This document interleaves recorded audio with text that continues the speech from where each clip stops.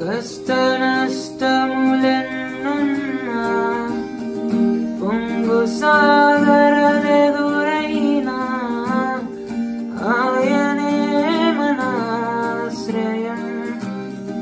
ఇరుకులో ఇబ్బందులలో ఆయనే మనాశ్రయం.